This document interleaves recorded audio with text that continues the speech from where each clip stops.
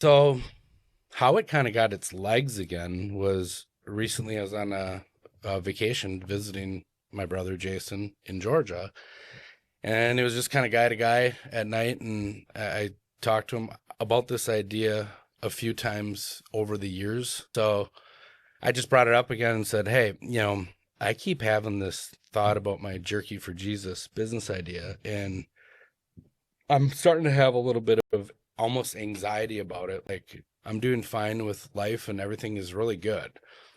And if I continue on with ignoring that, I feel like I'm going to get to the end of life at some point and go, gosh, there's a regret. I never did that thing. And, who likes regret? So I kind of was just guy to guy talking with my brother and said that. He's like, well, what makes you not do it?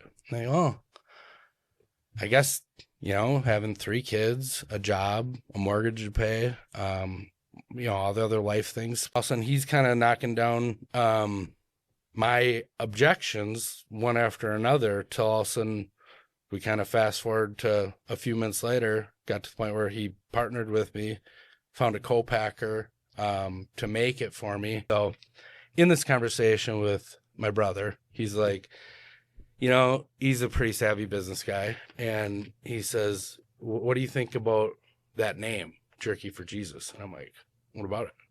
And he's like, would you consider watering it down or changing it or doing something different than that? Because I think with naming it that way, you're going to not get on a lot of shelf space and limit a lot of your business opportunities with that name.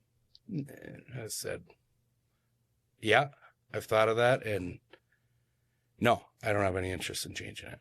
And he's like, why? I'm like, well, a couple things. I felt like it was called to me to do it mostly for that reason. So I'm not looking to start a jerking company to have a profitable jerky business. I think that's part of it, but I think my number one is evangelizing and trying to bring people to God. So if I water that part down, mission one goes out the window.